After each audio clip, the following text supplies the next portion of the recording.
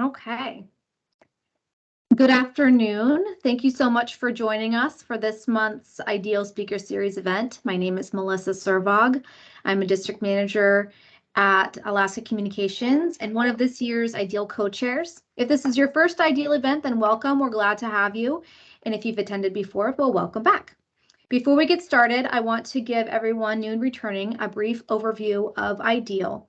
IDEAL stands for Inclusion, Diversity, Equity, Accessibility, and Learning. This committee formed about 7 years ago as a champion of inclusivity and diversity and started out with the name of WLEAD, W-L-E-A-D, primarily focused on women in leadership. We've evolved our name but remain committed to D&I education and awareness, supporting professional growth of our employees, and uniting our workforce and communities. We are thrilled to host the Ideal Speaker Series each month as it brings together members of our community, builds connections, and creates awareness on important topics. I'm thrilled to introduce our speaker today, Flora Teo, President of Junior Achievement of Alaska. Please welcome Flora Teo.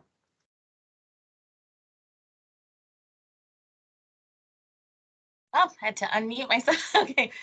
Thank you so much for having me today. I do have a PowerPoint presentation to share with you all. Let me see if I can get my screen up.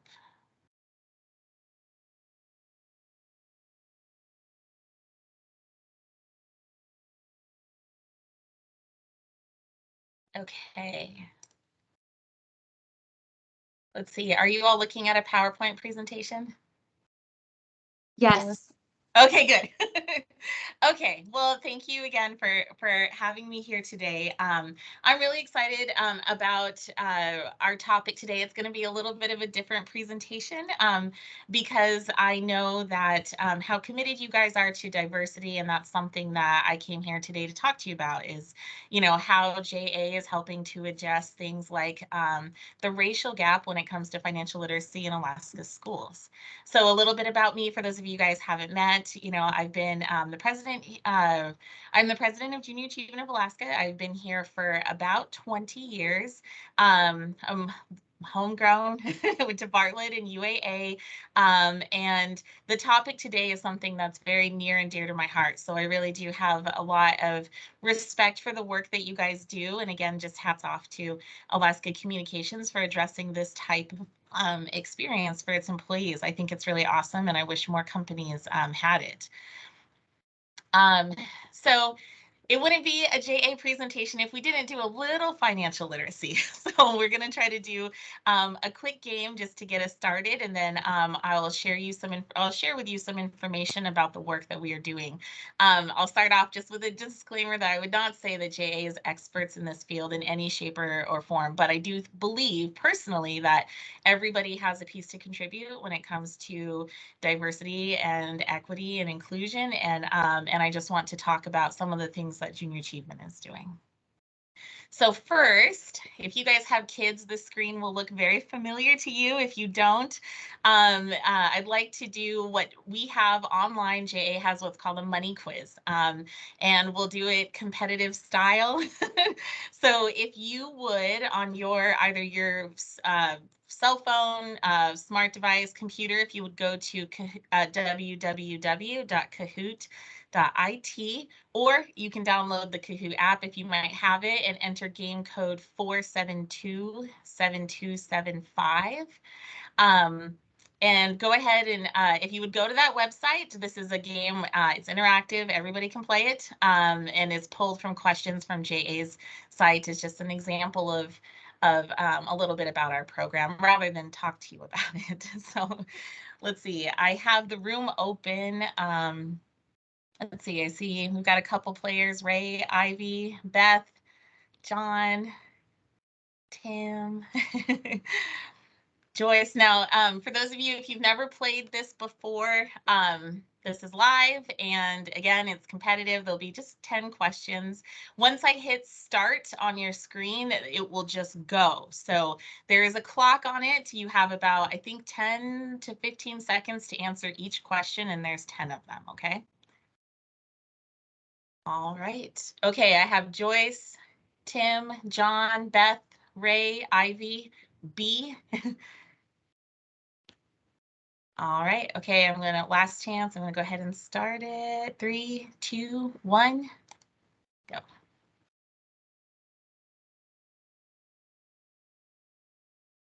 Oh, great. I got the spinny loading circle and it's a competition.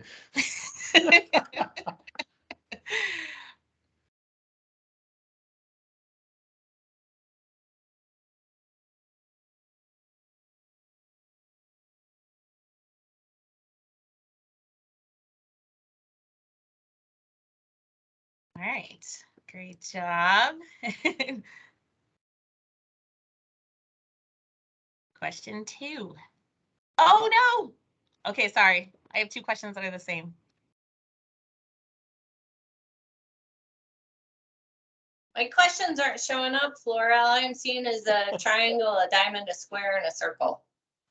Uh-oh. Okay, here. Hey, wait, well, the answer is not the green square. Let me do. Or the yellow one. I have it Okay. pulled up on my screen. Let me see if I can stop sharing and share a different one. So at least you can see it. We can see it, yes. Okay.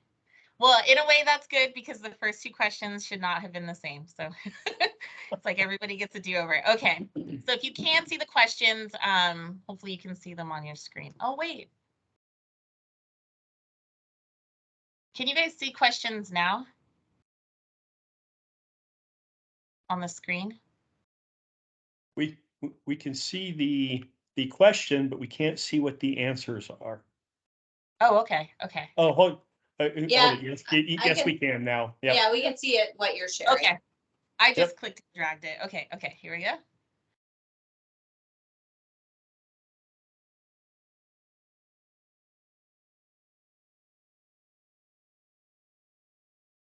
How is a credit union different from a retail bank?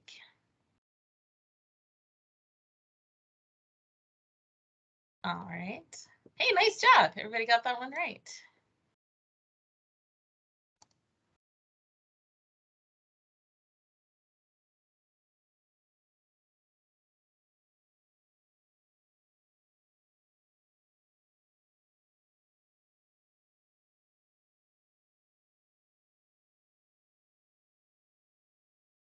All right.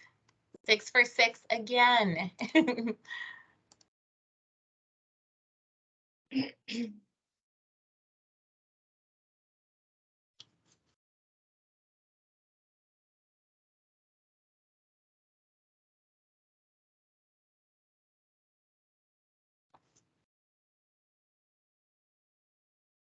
All right. Look at you guys. I made these too easy, I think.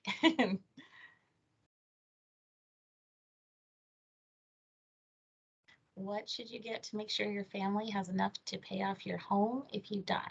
A rich uncle is not the answer. Oh, you guys are quick. 7 answers. Life insurance. No. That's on ahead.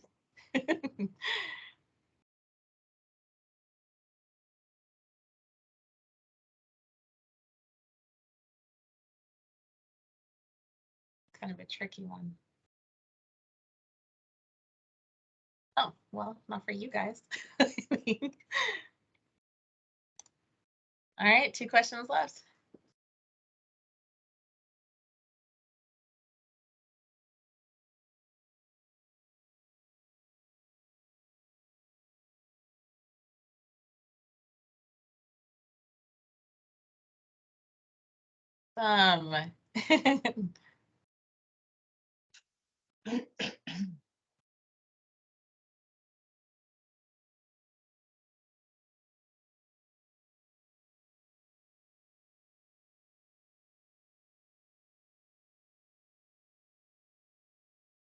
Heated debates is a really great one. That is a good one. Obviously, second choice.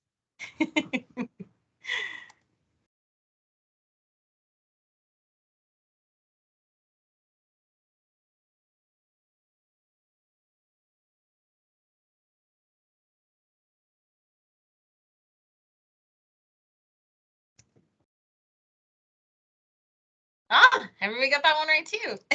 Just like the difference between banks and credit unions, nonprofits really love the difference between philanthropies and charities. So I thought I would throw that one in. Okay, so let's see who our winners are. Third place, congratulations, Ray. Second place, Ivy. And first place, LC. Okay, so let me see. Thank you guys all for playing. Those questions, you can probably tell, are geared for students. Let me give me 1 second to switch my screen back to the PowerPoint presentation. But I put it into Kahoot just to make it competitive. For some reason, I feel like adults like that better. But to give you an idea of the type of education, if you haven't taught a JA class before, these are the types of lessons that we do teach. Oh, LC. I don't know who that is either. Is me, Laura Cruzetta. All right. Well, congratulations. So if you do feel like playing again, JA, what some people don't always realize is, oh wait, hold on. I forgot to share my screen. Hold on. Is that JA does have lessons available online 24/7 for you to go on. So if you want to play it again, the quiz changes every time you play. It is kind of a fun activity to do with kids. You can make it fun by playing in Kahoot, but really, if you guys are just having any conversations about financial literacy, it's a good way to kind of kickstart a conversation, I would say. So let's see. So moving on to, I guess, what today's topic and what I said I would talk about was just how JAs can help play a role in addressing the racial gap when it comes to issues and topics around financial literacy. So I thought I would start with this presentation that was recently given, I think it was this past June, from a TEDx event. So I'll go ahead and play it. And if you can't hear it, let me know. I think I've set it up right, but I'll make sure.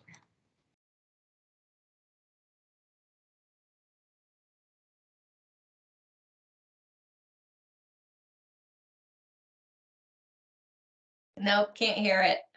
Okay, hold on.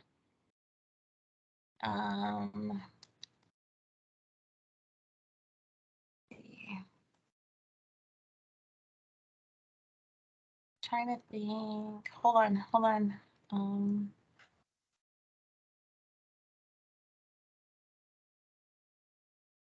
Let's see. Does anybody know how you would share sound, or is there something I'm missing here? I think. Yeah, when you you'd have to reshare it, I think, and then when Okay. you hit share, there's an option to use computer sound as well, and that's Okay. when it should help. Okay. Thank you. Sorry. Hold on 1 You're second. welcome. Yeah, it's a little toggle at the top right when you click share, if you have that same view, Flora. Okay. Share content. Hey, Flora, I wouldn't have done it right either. Okay, thank you. You would think 3 years into this, the least thing I would be able to do is not talk while I'm on mute and share sound. Okay, let's try again. Contract when I was 6 years old. Good. Okay, thank you. Every Sunday after church, my parents would give me an allowance. It was 20 pesos, or the equivalent of around $1 today. And every time I got my allowance, I would run to the nearest store or arcade and spend every cent. Until one day, I found something that was more expensive than the 20 pesos I received. It was a remote control car, and it was calling my name. I didn't want to wait to buy it. I didn't have the patience to save enough money to buy it myself, so I did the most sensible thing I could think of. I went to my parents and asked them to buy it for me. Well, you see, my parents had a really interesting way of teaching me things by adding little activities into my everyday life. And at the time, they didn't feel like more than a game, but I was learning some very valuable lessons. On this day, my parents decided that it was the perfect opportunity to teach me about loans and credit. And this is how they did that. They sat me down and said, We will give you the money, but before we can do that, here's what you need to do. Take this piece of paper, write down how much money you need, why you need the money, and that you will pay us back. When you're done, you're going to bring it back so that we can all sign it, and this will be your contract. As we were signing that piece of paper, they were explaining how over the next few months, instead of receiving 20 pesos, I was going to get 15 in my allowance. This was my first lesson in financial literacy. Since then, I have realized that while I was fortunate enough to have seen these lessons at a very young age, not everyone gets those same opportunities. Fast forward 20 years, and I now work in making sure that I expose young people to what it means to be a member of a community, a business owner, and a family provider. Every single year, I see around 15,000 different young people from across the state. Our staff take them through 2 different programs where they get to apply and learn about micro and macroeconomic concepts. They do it in a way where they get to interact in an experiential programming in a space where the students get to be an adult for a day. Through those programs, I get to see firsthand the different opportunities and exposure that they all get around one common thing: financial literacy. To give you an example of how different these worlds look to them, when we teach students about paying bills, we start by asking one simple question: what do people get in the mail? Now, if you're curious to know how wild a kid's imagination is, or how different their perspectives about life is, you should sit around for when that question is answered. They'll say things like, what's a bill? Some say packages, of course. Others say checks. Sometimes, however, the answer is much more telling in how different these 2 worlds really are. One time we had a student say, people get foreclosure notices on their mail. Society cares a lot about one thing today, that is sending their kids to school to learn about math, science, social studies, and some humanities. What about real life stuff, though? Like how a small piece of our heart breaks every time we have to pay taxes. Or how it is our responsibility to vote and elect officials who can represent us. How we have to care for each other in the spaces that we live in. And how difficult it actually is to make everyday decisions. In this time and age, it is important to expose our youth to what it really means to work, to have a job. Now, I'm not saying send your kids to work. That's not what I'm saying here. But I do believe that when we start to introduce these concepts to them at an early age, it all becomes to feel very natural. In one of our programs, we take students, a group of students that's 5 to 8, and they get to learn what it feels like to run a business. So they'll apply for a business loan. They will enter employees in for payroll. They'll create a business plan, a marketing plan. And they also sell products, try to make a profit. Now, through these programs, they get to see firsthand what we see when we wake up every single morning. Now, I'm not saying that they're going to remember everything that they saw there, but they will remember some of the activities that led to their business being successful. And they do it in the most natural way. I want you to think about this. When you wake up in the morning, you go to work, you make some money, you come back home, and you're hopefully living the life you wished for. You spend time with your family, you save money to go on trips, vacations, you go watch a movie with a loved one, and you pay bills. What if you had zero idea of how any of that happened right now? According to the S&P Global Financial Literacy Survey, the rate of global financial literacy for people ages 15 through 35 is around 30%. And it comes as no surprise that wealthy individuals understand money issues better than lower income individuals. And with an increasing wealth gap in our society, we have a lot of work to do.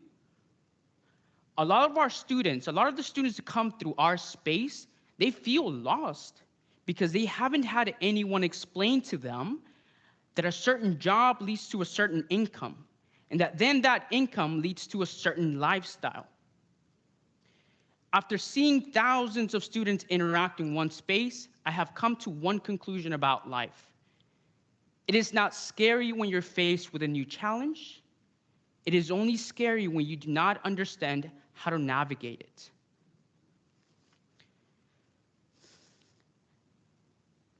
Our students need a little more help. They need to understand how to connect the dots. You can all play a very important role in making sure that these young people understand what their future lives can look like. Instead of telling your kids to turn off the lights, show them a bill for electricity. Show them what it actually costs. Point out all of the community services around them. That way, they don't have that small heart attack every time they see taxes come off of their paychecks. Each of us can be a catalyst for change. All we have to do is share something good or perhaps something difficult that we have faced in our lives. My job is not to teach financial literacy to young people. My job is to inspire all of the different groups that I come across. You can do the exact same thing. Do not be afraid to share.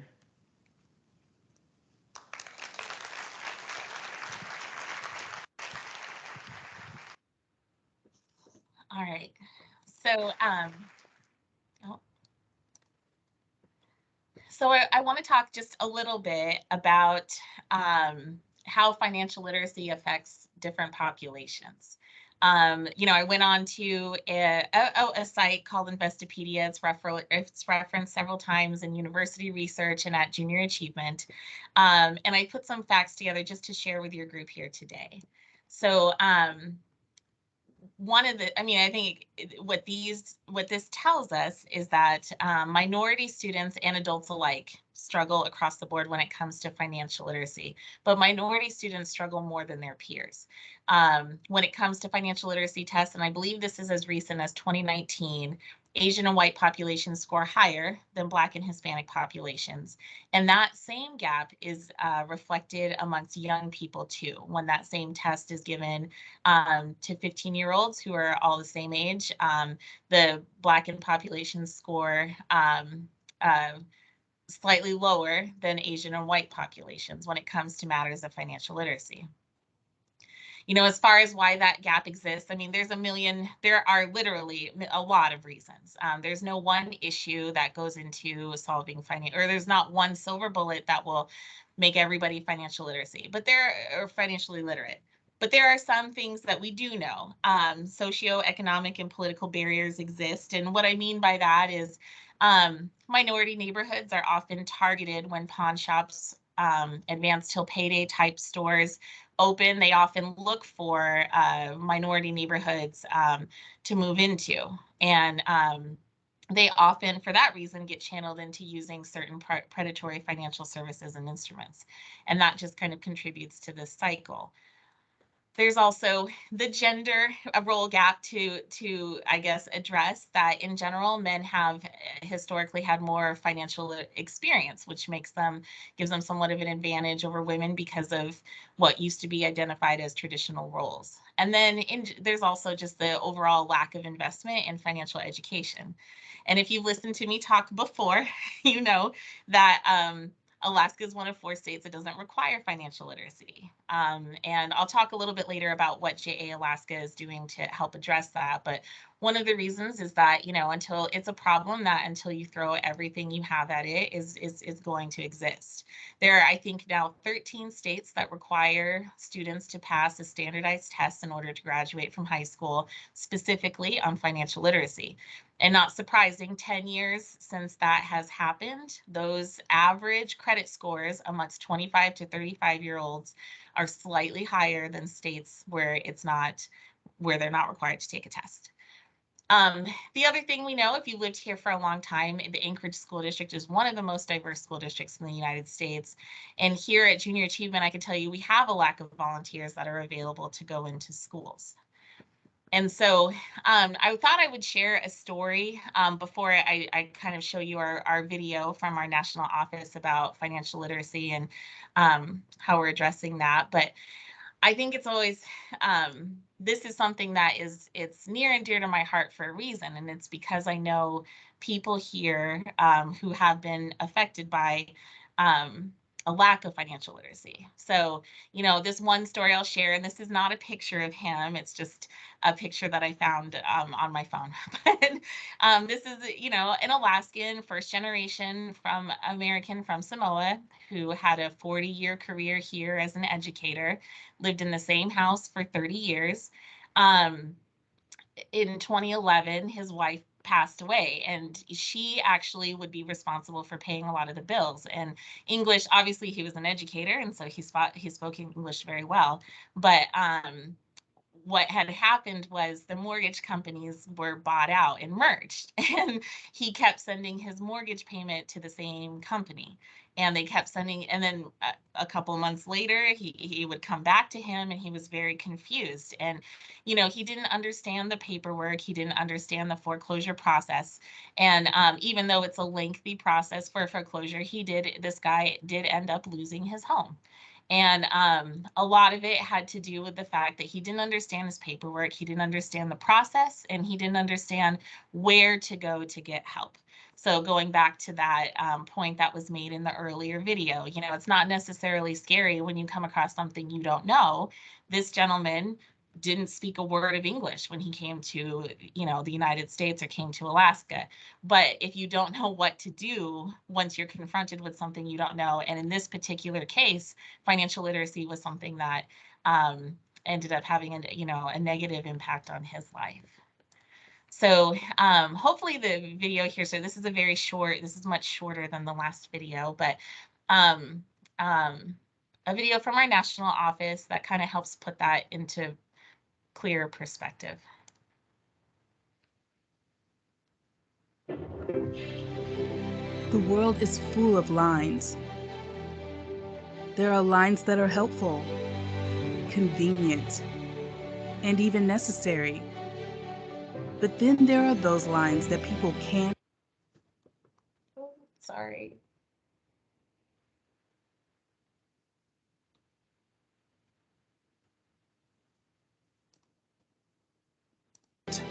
Or won't see. Okay, hold on. I might give it a second just to... Convenient, and even necessary.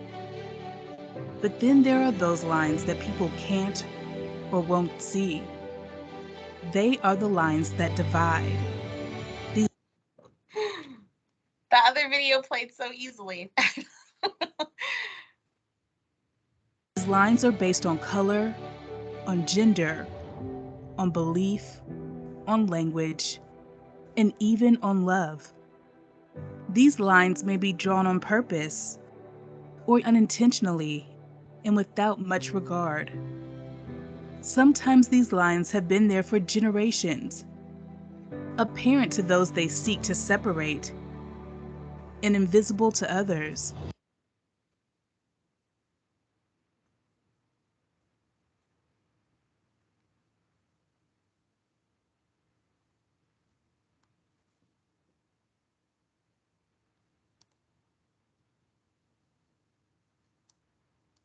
And invisible to others.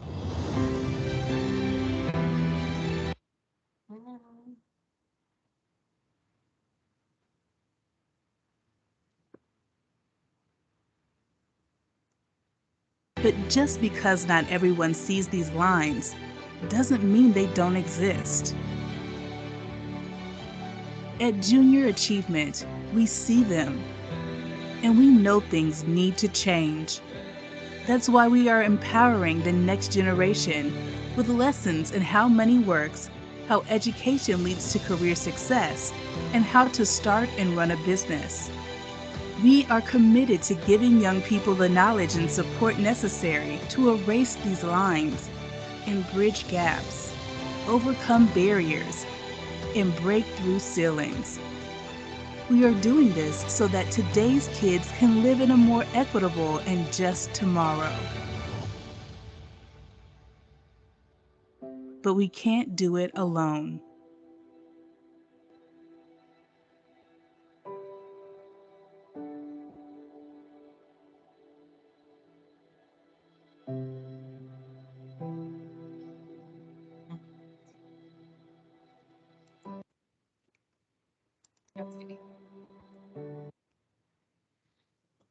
So if you've been involved with Junior Achievement for a while, then you might know JA here in the Anchorage School District serves about 45% of our elementary students, which means that we have the potential to make a big impact in this space.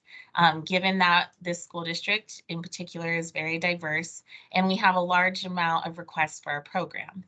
The other thing that is maybe lesser known that I'll share with you here today is that JA has done research on the impact of our programs amongst minority students. And what we've learned is that JA actually has a greater impact on students, on minority students as compared to their peers. So 65% of Black and African American students say that JA specifically had a direct impact on their financial education compared to 45% of white students who reported the same thing. And 51% of Hispanic Americans said the same. Also acknowledged Junior Achievement as far as how they learned about financial literacy. So we have, I guess, the opportunity. Schools have invited us in, but we know that this is not a problem that we can do alone, and why our partnership with the business community is so important. And so I thought I would share just one more video. Hopefully I can get to work about a JA student who can share his story about how JA impacted him.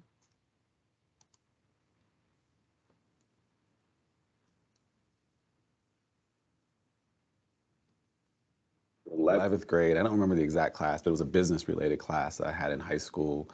And we had a JA volunteer that came in and talked. I'm sure he was teaching one of the lessons. And again, I don't remember much about that. What I do remember most vividly is the individual that came in. It was an African-American guy, and he talked about what he did for a profession. He was an accountant, and I can still see his face. Really, that was one of the key, I guess, moments where I really decided the route that I wanted to take, and here I am now in a finance role.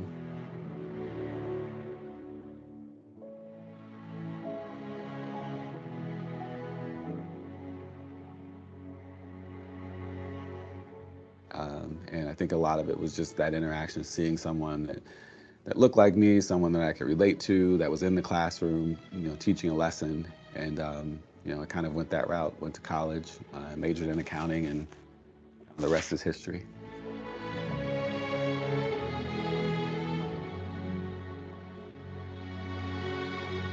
And I was looking at the time to just get involved in something on the community side. If you know me, I tend to get involved in just community things and try to volunteer as much as I can to give back. And so I said, yeah, I remember I did JA when I was a kid, and that'd be a great organization and a cause to give back to, because it gave so much to me. And that's when the memories of working with this volunteer all came back to me.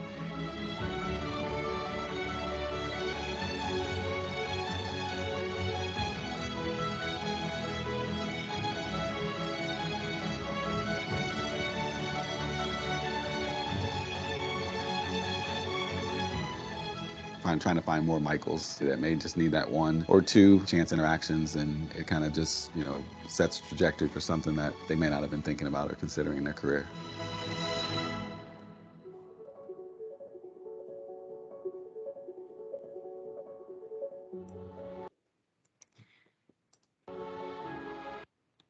So So if you're maybe somebody like Michael, and I think most people can think back on maybe one experience from their childhood or one specific individual who truly made a difference in your life, whether they helped you pick a career or encouraged you to pursue a new goal, whatever it is. You know, Junior Achievement offers that opportunity for you to do the same thing in classrooms every day.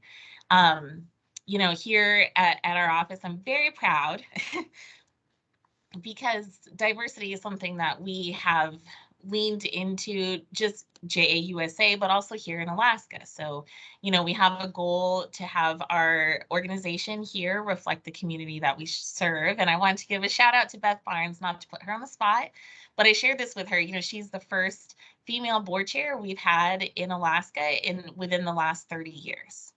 And nothing intentional there, but, you know, definitely when we said we needed a board chair, you know, Beth raised her hand. So I think that's a step in the right direction, but we still have a long way to go.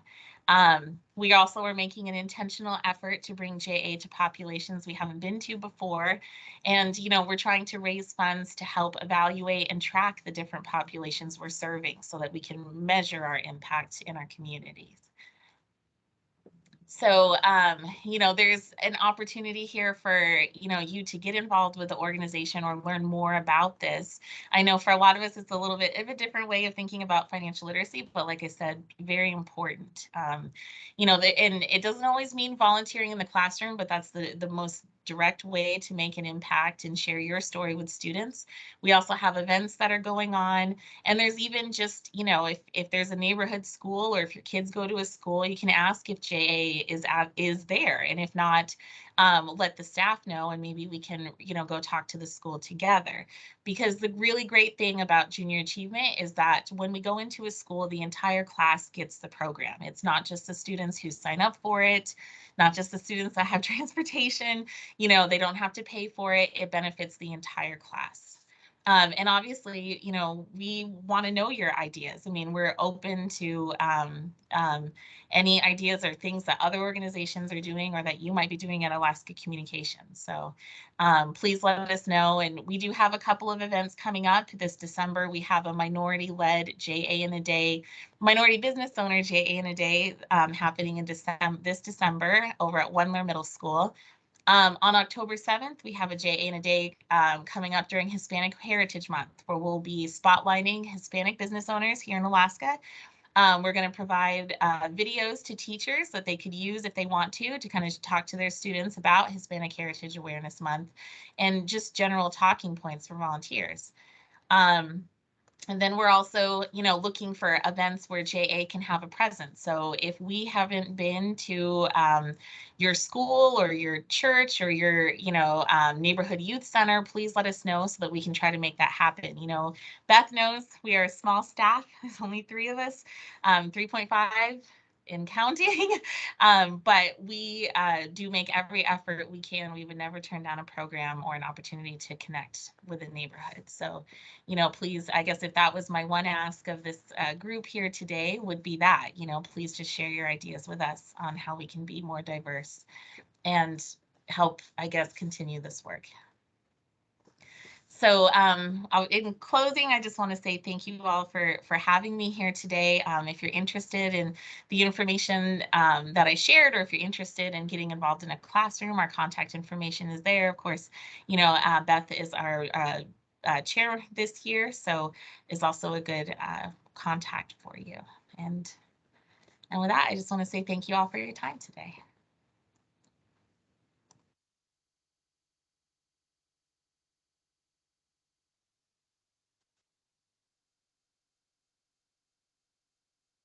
Thank you, Flora.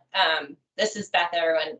Just wanted to say thank you to Flora and everything she does. If I was a couple minutes late today, but Alaska is ranked last in a lot of financial literacy ranking programs. Maybe I may say this incorrectly, Flora, so correct me if I'm wrong, but when you rank the states as to how well we perform, we're generally last in our financial literacy against all other states in the U.S. And so this is an important topic. It's one that I'm passionate about. And we actually this year so far have schools on a waiting list because we don't have enough volunteers to be able to serve the needs of all the schools that have requested programs. So I'll do a shout out if you want, are interested at all or know anybody, want to get a group together for volunteering. It's so easy. The kids are awesome. I've done it multiple times. It's everything's given to you. So if you're terrified, the teacher's right there, and you have everything step by step as to what you need to teach, and it's all stuff that so it's the topics are easy, and the students are pretty amazing to teach the material too. So it's my little shout out. We do have a couple of events. I put some posters up at 600 Telephone of we have a virtual Harry Potter virtual scavenger hunt coming up, which is a fundraising event because, of course, being a nonprofit, we rely on donations and events and things like that. So take a look at that, or if you have questions, feel free to reach out to me. But I'll leave it up to all of you to ask Flora questions. That's just my little 2 cents.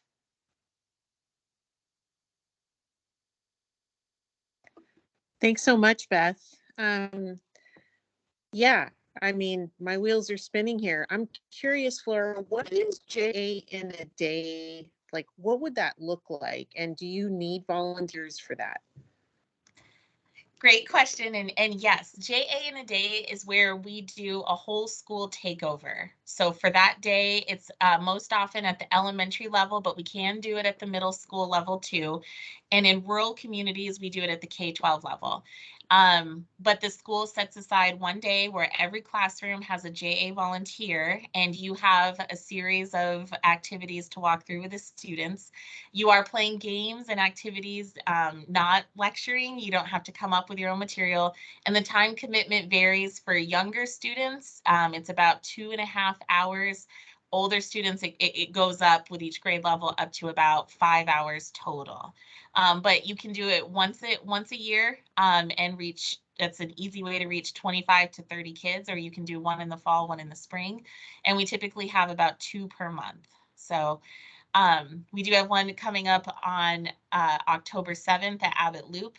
We have Northern Lights ABC on October 25th, and we still need a lot of volunteers for that one. Willowa Elementary is November 7th.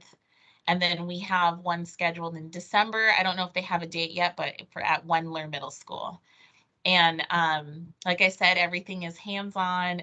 We provide training. We can come to you. We can do a group training. I will come to your house, whatever you want to do. But we provide you with everything you need to be able to work with the students. And like Beth said, every time I go into a classroom, when I come out, I have a story. And the teacher stays with you the entire time in the classroom. So you do have support. So anyway. That's great. Thank you. We'll see what we can drum up.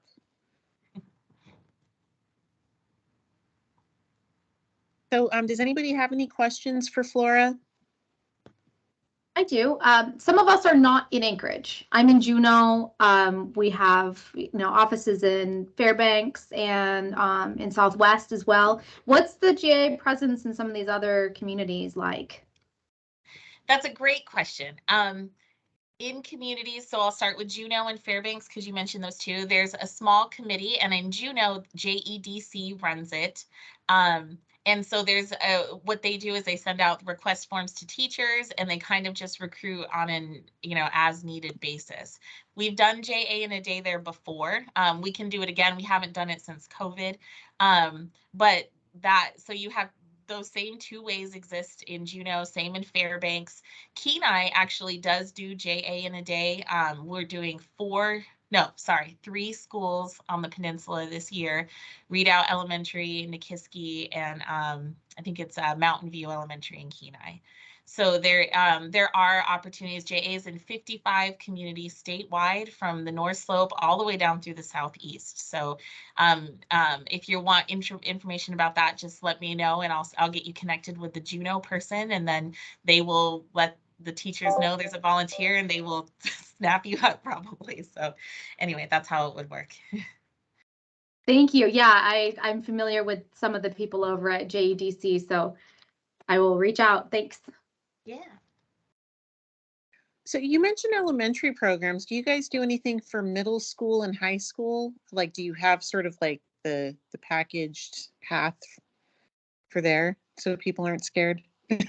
Yes. And I'll say at the elementary level, some people who are really passionate about personal finance, they go in and they're like, doing mini elections and cutting up donuts. And they're like, I don't get how this is financial literacy but it's because it's for elementary students. At the middle and high school, it gets, that is a lot more of what you would expect to see. Middle school, we have lessons on credit scores, insurance, how to do a budget, how to plan your education so that your career and the income you want are all aligned, which is a very important concept for kids to get. That's also, we do have an entrepreneurship program for those schools too. So you would go in and help these students run their own business. And that is a very high impact program. It's the one that I had as well. And we also have things like mock job interviews. So the delivery is very much the same, I guess, to your point. Yes, we do have lesson programs for middle and high school, and it's the same system. Thank you. Yeah, that's where my kids are. And this just sounds like such a great program. I was lamenting, like, did they miss out on getting some JA since they're in middle school and high school? So. Yeah, well, and the program is provided for free. If any of you guys are wondering that, it's provided at no cost to the teachers and schools. And like Beth said, it's first come, first serve. So all you have to do is request it. And then I literally just put your request in a queue. And if you're not sure if your kid's school has it, just shoot me a note and I can find out. And if they don't, I'm happy to go in and talk to the principal or a teacher, about it. Because, I'm sure you guys, I'm a parent and I'm like, look, if this is free and my kids can get it during the school day, then I want them to have it, considering all the money I pay for cross country running and volleyball. And, and oftentimes because it comes with a volunteer, the teachers love that. You get to know their classroom and their teacher on a different level, and it's a lot of fun. So anyway. Any other questions from the team?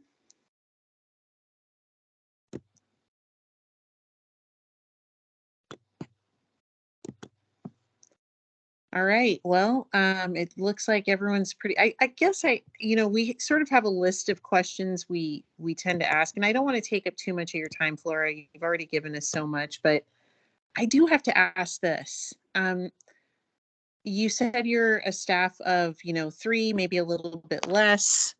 How do you take care of yourself so that you can lead? Oh, good question. I think if I were being honest, I would say it's probably more of a triage situation in my personal experience. I kind of address the highest priorities and try to spend my time accordingly. For us, like I said, we really hate to turn away programs, so it is at times difficult. But I think, you surround yourself with a strong support system, both at home and at work.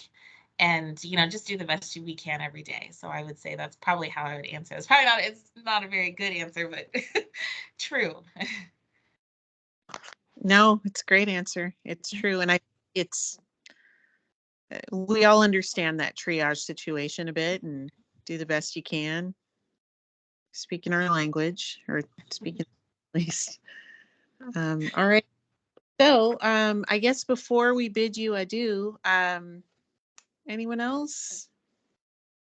I would just say that Flora was underestimating herself here. She's pretty phenomenal at what she does with 3.5 of a staff, including herself, and the number of programs and impact to kids that the small group does, including fundraising and recruiting volunteers and putting on the programs and the days and trying to further stretch the program to have a greater impact. So we couldn't have a better president for us at JA Alaska. You guys, if your kids have had it, you've had a phenomenal program and a phenomenal staff that's backing that program up. So can't speak enough about the program. If you have any questions about it, what it's like to volunteer, I'm happy to answer any questions, or if you have any interest in being involved, that's what we're always looking for, because we, like